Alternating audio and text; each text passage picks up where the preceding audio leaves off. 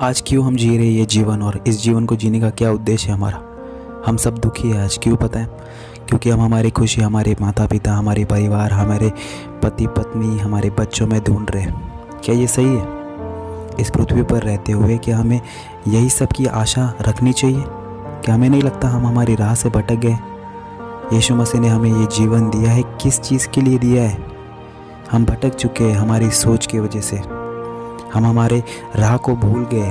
एक दिन सब मरने वाले हैं और ये चीज़ों को हम भूल गए। पता है दोस्तों आपको, दुनिया में रोज़ 1 मिनट में 100 लोग मरते हैं और 1 घंटे में करीबन 6000 से ज़्यादा लोग मरते हैं। लेकिन शायद इन चीज़ों का हम पे कोई फ़र्क ना पड़े अब। क्यों? क्योंकि हमारा परिवार तो खुश है ना, हमारा परिवार को कोई चोट नहीं पहुंची। लेकिन जिस दिन हमारे घर में से कोई मरता है, हमारे माता पिता, हमारे पति पत्नी, हमारे बच्चे, हमारे रिलेटिव्स, तो हमें बहुत दुख होता है, बहुत परेशानी होती है, बहुत तकलीफ़। हमें रात रात भर नींद नहीं आती, हम परेशान हो जाते हैं। हम सोचते रहते हैं जो हमारे प्रिय लोग हमें छोड़ के चले गए उनके बारे में हम सोचते रहते हैं। लेकिन शायद मंजर इससे भी भयानक होगा। अगर आप परमेश्वर पे विश्वास करते और स्वर्ग गए और आपके पहचान के लोग, आपके प्रिय जिन्होंने यीशु से मानने से मना कर दिया, आप स्वर्ग से देखोगे कि वो नरक में है पड़े हुए। नरक बहुत खतरनाक है। आप शायद पृथ्वी पर उनको बर्दाश्त कर लो गलत काम करते हुए, लेकिन नरक में अगर आप देखोगे कि वो तड़प रहे हैं, वो जूझ रहे हैं, वो बर्दाश्त नहीं कर पा रहे हैं। पृथ्वी पर भी थोड़ा समय 70, 80, 90 साल कैसे भी सहन कर लेते, लेकिन नरक में हमेशा के लिए उन्हें ये दुख सहन करना पड़ेगा। आपको रास्ता चुनना होगा दोस्तों, प्रियो मेरे, आपको रास्ता चुनना होगा। परमेश्वर का रास्ता, परमेश्वर का प्रेम अलग है, संसार से बहुत अलग है। परमेश्वर का प्रेम, संसार का प्रेम आपको डुबा देगा, संसार का प्रेम आपको कोई आशा नहीं देगा, लेकिन परमेश्वर का प्रेम देगा। परमेश्वर ने अब्राहम से कहा है, अब्राहम अपने पुत्र को मेरे लिए मार दे। अब्राहम ने कोई प्रश्न नहीं किया और लेके चला गया। क्या ऐसा विश्वास है हमारा? परमेश्वर का प्रेम अलग है दोस्तों। परमेश्वर का प्रेम मत्ती 22 में कहता है कि जैसे तुम अपने आप से प्यार करते हो वैसे अपने पड़ोसी से प्यार करो। परमेश्वर का प्रेम दया है दोस्तों। परमेश्वर सिखाता है दया करना, हमें दयालु होना है। लूका की 6 की किताब में ऐसा लिखा हुआ है, अगर तुम चाहते हो कि कोई तुमसे अच्छा व्यवहार करे तो सबसे पहले शुरुआत तुम करो। परमेश्वर का वचन कहता है मत्ती 5वें पुस्तक में कि अपने शत्रुओं से प्रेम करो, उनके लिए प्रार्थना करो, उनके बारे में अच्छा अच्छा बोलो, उनकी आत्मा के लिए उपवास करो।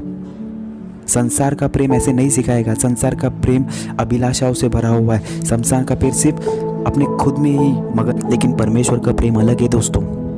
ये अपने खुद में मगन नहीं रहता है, ये हमेशा दूसरों की मदद करने के लिए आगे जाता है। क्या आप उन फरीसियों जैसे हो जो एक आत्मा देखकर भाग जाता है? जो कोई अगर पीड़ा में हो तो उसकी मदद नहीं करता, तो आप नरक के योग्यदार हो दोस्तों।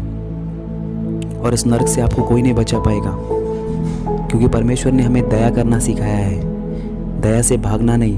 परमेश्वर ने सिखाया कि जाओ, लोगों की मदद करो, विधवाओं की मदद करो, अनाथों को प्यार करो, आदर करो। ये परमेश्वर ने सिखाया है।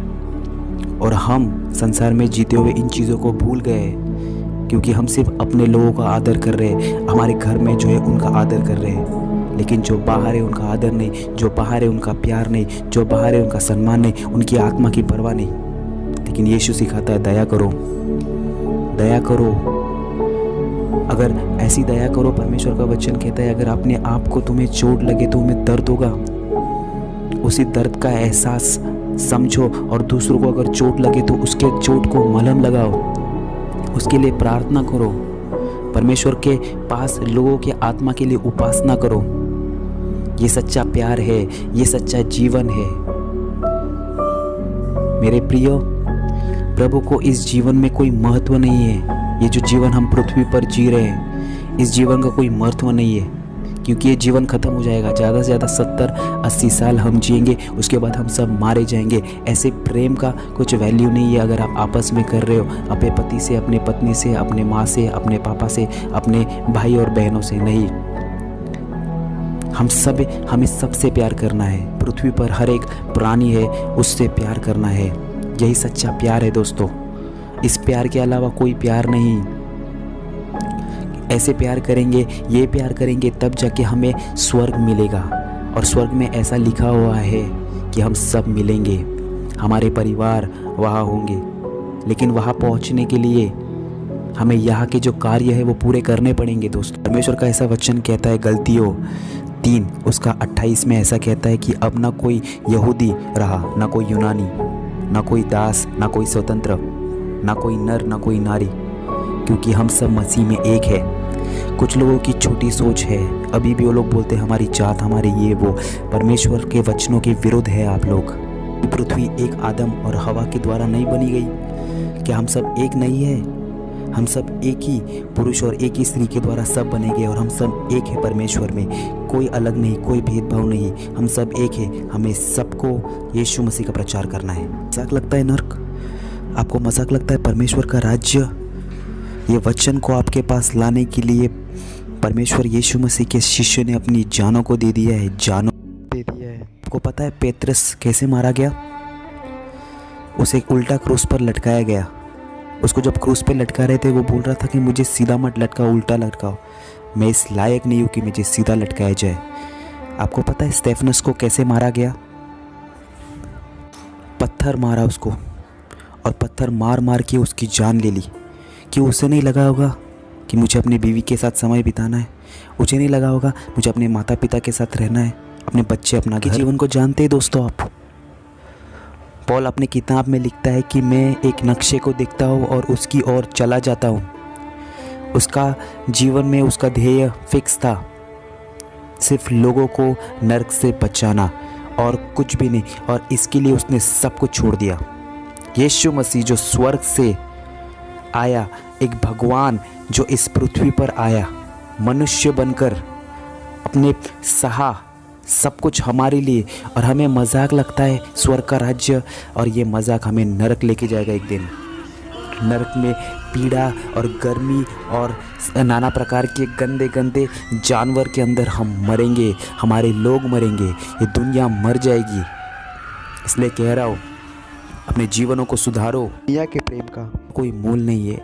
क्योंकि पेत्र ने जब यीशु से पूछा कि हे यीशु, हम तेरे पीछे आ रहे हैं, हमें क्या मिलेगा?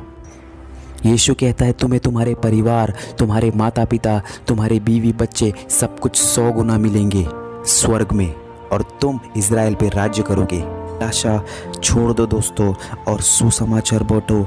हर एक गांव-गांव, नगर-नगर में निडर होके यीशु की सुसमाचार।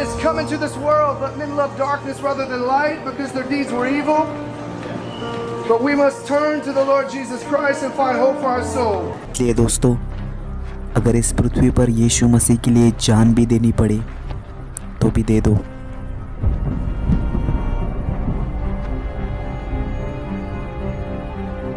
You will be my witnesses in Jerusalem and in all Judea and Samaria and to the ends of the earth.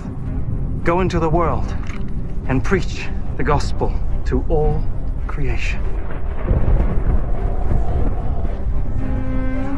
इस पृथ्वी पर जीना कोई महत्वपूर्ण नहीं है। जैसे हमारा यीशु मरकर